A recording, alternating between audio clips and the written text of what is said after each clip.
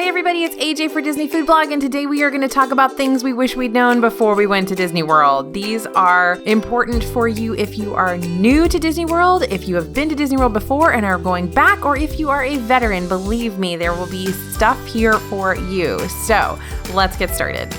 First up, there are alternative places to watch the fireworks and the evening shows. You do not have to stake out your spot for hours and hours to see the fireworks or the shows. You can go to restaurants to see a lot of these. And there are also dining packages for several of these. So over in Magic Kingdom for Happily Ever After, don't forget that you can see those fireworks from Ohana in Disney's Polynesian Village Resort. You can see them from California Grill over at Contemporary Resort. You can sort of see them from Narcoossee's and the Grand Floridian Resort. And there is also the Happily Ever After dessert party that you can book, which is around $47, and you get all the dessert you can eat plus a really great view of the fireworks. So that one is a fun package and something that I really do recommend. It's a nice package to get. Over in Epcot, you can see the fireworks from the Rose and Crown restaurant. You can see them very, very well in indoors and air conditioning from La Hacienda de San Angel in Mexico. You can sort of see them from Tokyo Dining in Japan, and you can sort of see them from Monsieur Paul in France. Keep an eye on those as far as reservations if you're wanting to watch the Epcot fireworks without kind of having to stake out a spot. Okay, the next thing we wish we'd known before we went to Disney World is to book character meals so you don't have to wait in line to meet the characters. If you have kiddos who are walking around with their autograph books and really, really want those autographs, you can go into the restaurants and meet those characters there in the comfort of air conditioning. And while you're having a good meal, you have to eat anyway, so why not kill a bunch of birds with one stone, right? Booking a character meal also makes sure you get to see multiple characters all at once. Basically, you're cutting out probably 20, 40, 60, 80 minutes of line waiting time if you go to a character meal, because then you're going to meet 4 characters all at once. So it's a pretty great deal. We always recommend going to a character meal if there's a particular character your kid really, really wants to meet. So Cinderella, Rapunzel, Ariel, Mickey, Minnie, Goofy, any of those guys, they're all at character meals. And of course, you can watch our best and worst character meals video here on DFB Guide, but I will tell you right now that Ohana Breakfast and Garden Grill all-day dining are 2 of my very favorite character meals. Definitely worth the time and the dining plan credit or the money to eat at those places.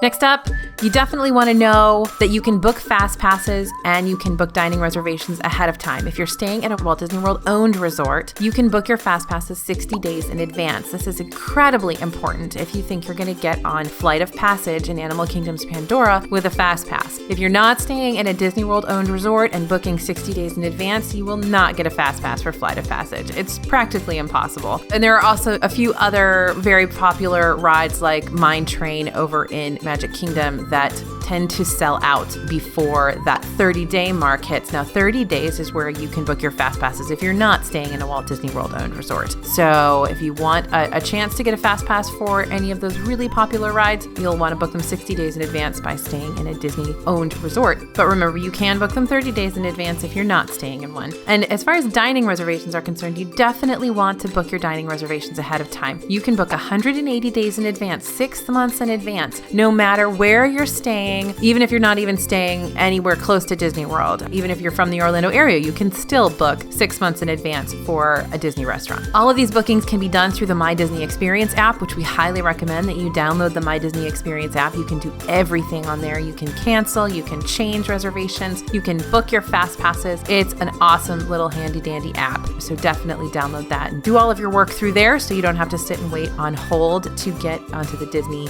phone lines. Another thing that we really think you should know before you go to Disney World is to bring a stroller or a wheelchair if you're worried about fatigue. If you've got young kids, a lot of people will recommend that you bring a stroller even past the age you would normally use a stroller. So for example, your kid is 5 or 6, you may still think to bring a stroller. There is a lot of walking. Disney World is the size of Manhattan. It's huge. And there's a lot of walking, usually 16,000, 20,000 steps a day for a lot of people. So miles and miles of walking. So those strollers really come in handy. And if you have anybody who has any mobility concerns at all, you'll want to consider bringing a wheelchair, renting an ACV, and things like that. There are a lot of wheelchair rental companies in the Orlando area, and there are stroller rental companies in the Orlando area as well. And of course, you can rent strollers and wheelchairs right there in Walt Disney World at the parks. Another thing to know before you go to Disney World is to choose your resort or your hotel based on the park you're going to be in the most. When you have little kids, you're probably going to be in Magic Kingdom quite a bit, so consider staying at a Magic Kingdom resort if you can afford it, if it's in your budget. These are usually really expensive resorts. Of course, they're on the monorail and they're mostly deluxe resorts. But if it's in the budget at all, believe me, it is worth it to stay at a Magic Kingdom resort if you're traveling with little kids or toddlers. If you're going to be over in the Epcot area quite a bit, say you're visiting for Food and Wine or one of the other festivals at Epcot, consider Beach Club, Yacht Club, Boardwalk, the Swan and Dolphin Resorts, Caribbean Beach Resort. Those are all a little bit closer to Epcot. Of course, if you're heading to Animal Kingdom quite a bit, you'll want to consider Animal Kingdom Lodge, Pop Century Resort, Art of Animation Resort, Coronado Springs. So definitely check out the map and see where these resorts are located and how close they are to the parks you're going to be visiting the most. We definitely want to let you know that counter service restaurants can be really good. So don't think that you're stuck with just burgers, hot dogs, and chicken nuggets at every single counter service restaurant. Some of our favorite eats in Disney World are from counter service restaurants, and I definitely would not qualify them as quote unquote fast food. There are some really hidden gems. If you watch some of our Eat This videos, those are on a playlist here on DFB Guide. Check those out and you can see what our favorites are. And we're also going through and ranking all of our restaurants in the Disney parks right now, so you can see where our rankings are for a lot of these counter service joints. The best counter service restaurants in the parks right now: Columbia Harbor House in Magic Kingdom, Flame Tree Barbecue over in Animal Kingdom is great, Sunshine Seasons and Tangerine Cafe are good in Epcot, Backlot Express is your only hope in Hollywood Studios, Deluxe Burger, Wolfgang Puck Express, Morimoto Asia Street Food, Polite Pig are all really good in Disney Springs, but frankly, just about every counter service location in Disney Springs at this point is going to be excellent. So anywhere in Disney Springs, you're going to be fine as far as counter service, and you're going to be able to avoid the Hockey Puck Burger at any of those. And of course, there's great counter service restaurants in the resorts too. So don't expect that you're stuck with just nasty pizza at counter service. You can get some really good stuff. Another thing we really want to make sure you know before you go to Disney World is that you can get free ice water. This is incredibly important in the summer, but really it can be hot in Orlando anytime. So you go up to any counter service location and you can get free ice water. You don't have to spend like $5. I don't know how much they cost right now to get bottles of water. You can get free ice water at any counter service location. Just walk up and say, hey, could I have some ice water? And they will give you a cup. Sometimes they'll give you a big, large cup. Sometimes they'll give you a tiny cup, but either way, it's going to be free. Okay, another tip that you need to know before you head to Disney World is to go to rope drop. Rope drop, what that means is that there's a big rope stretched across the entrance to particular lands in the parks, and they will drop the rope so that you can go into the land when the park opens. There's literally a rope at a lot of these places. Rope drop means go when the park first opens. Make sure you get there right at the beginning, because what's going to happen if you get there right at the beginning is you will be able to ride all of those rides with no line. So we're talking Flight of Passage, Mine Train, all of the mountains in Magic Kingdom, Toy Story, Midway Mania, all of that stuff you're going to be able to ride with very small lines there at the beginning, so you don't have to waste your fast passes. Now remember, sometimes they open a few minutes early, like 10 or 15 minutes early, so you may want to show up even a little bit earlier than the posted opening time. And that way you can ride some of those rides. Some of them you can even ride a couple of times through before the lines start to get long, and then you can use your fast passes for other rides. All right, the next thing to know is that it will most likely rain. Orlando has a lot of rain all the time, especially in the summer months and the fall months where it's hurricane season. So if it does rain on your visit, just remember that A, it probably won't rain all day. It'll probably just be a passing storm, and you'll be undercover for about 10 minutes and then the sun will come back out. That tends to be how Orlando storms go, especially during the summer. It will often rain in the afternoon, so your mornings might be clear most of the time. And then another thing to know is that they will have ponchos, like those plastic ponchos, and umbrellas at every merchandise shop. They don't put these out unless it starts to rain. They're usually under the counter. So if you're expecting there to be a little bit of rain, you can go ahead to any merch location and ask them them for a poncho or an umbrella and purchase them there. We always recommend grabbing yourself a little packable poncho that you can stick in your park bag from, Walmart or Target or something, because they're going to be less expensive. You can get them really, really small, so they're easy to kind of pack away. And I always bring a teeny tiny umbrella with me too. But if you are stuck in a bind, I have been there. I have been there with a stroller and a 2-year-old, and I have needed to buy multiple ponchos and umbrellas. So they're always at the merch locations. You just have to ask. Okay, something else to know, leave plenty of time for transportation. Again, Disney World is huge. It is ginormous. There's a lot of buses, a lot of monorails, a lot of boats, and all of them run on that kind of 20-minute schedule. Not the monorails, but the buses and the boats run on about a 20-minute schedule. So if you miss one, you're going to be waiting 20 minutes. And the trip to wherever you're going could take anywhere from 10 to 40 minutes, depending on the time of day and how far you're going. So make sure you leave at least an hour to get from here to there, especially if you have a dining reservation. And don't forget that even if you get dropped off at the front of the park, you may have to walk another 15, 20, or 30 minutes to get where you're going inside that park. Be prepared and leave plenty of time for transportation.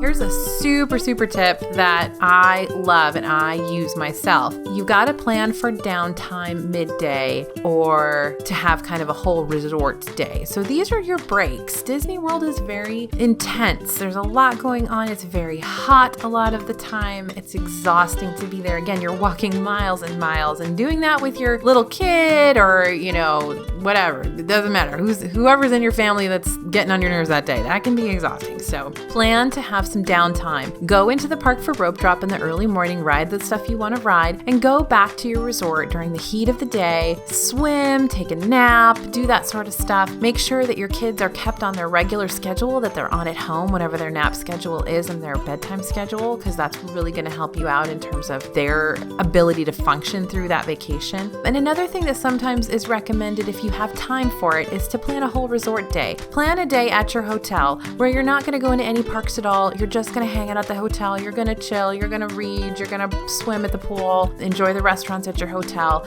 and just sort of relax a little bit for the day, because that can really, really help. Okay, next up, standing in lines is really exhausting. So you definitely want to make fast passes for those rides if you can. If you're stuck standing in some of those 1 hour, 2 hour, 3 hour lines, depending on the time of year, they're not always indoors. They're not always air conditioned, especially over in Animal Kingdom. So do your research and make sure you know which rides have the longest waits. Make sure you know which rides you want to get in and ride. They're right at the beginning of the day after rope drop, before those lines start to get long, and make your fast passes. Rides like Fantasyland rides in the Magic Kingdom, all of the mountains, the most popular rides in those parks, those are going to fill up very, very quickly. Those lines are going to be really long, really fast, because believe it or not, a lot of people don't even know about the fast pass system. So they're all just going to be standing in lines. You know about the fast pass system, so definitely use it. And even if you weren't able to get a fast pass, still check availability up until the day that you're there in the park, because sometimes those fast passes can open up if people cancel them and go and do different things. So keep checking your My Disney Experience app and make sure you grab those fast passes if they pop up.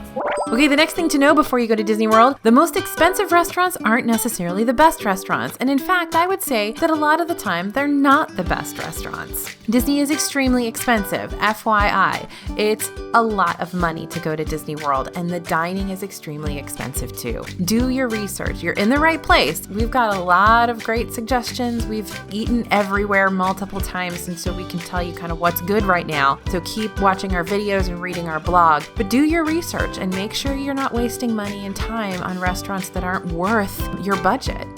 Okay, and finally, please know that there's too much to do in one trip. If you're there for a week, even if you're there for 2 weeks, you're not going to get everything done. So do your research, read the guidebooks, read the websites, find out which park attractions are going to be most important for your family. What's your tribe going to really enjoy? And then prioritize those things. Get the fast passes for those things. Get the dining reservations for the restaurants you know they're going to love. And focus on those things while you're there. And, work your schedule around those fireworks events or those those parades that you want to see, and kind of prioritize the top, say 10 to 20 things you want to do, and know that the rest of it is going to be gravy. Anything else you get to do will be gravy as long as you get these 20 things done. Because it's just not possible to do everything, and you will be exhausted and melting down if you try to do everything. So balance is key. Make sure you get enough rest. Make sure you get some good food and some relaxation. Enjoy the rides that you really want to ride, the attractions you really want to see, and enjoy your family while you're there. Whoever you're there with, just spend time enjoying them. Don't be like me. Don't be type A and get all caught up in getting everything done. It's just not worth it. You're going to have a great time, even if you don't do every single thing possible. Just prioritize what you're going to love, and you will have a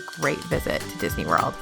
So thanks for watching. We really appreciate you. Be sure to let us know in the comments what your tips are and the things you wish you'd known before you went to Disney World, because people are really going to benefit from your notes in the comments. Absolutely. Please like this video if you enjoyed it, and subscribe to our channel. We're going to be doing a whole lot of these kinds of videos, and us also, of course, these are our favorite foods to eat in Disney World, and giving you tips and tricks about dining in Disney as well. So this is AJ for Disney Food Blog, and we'll see you real soon.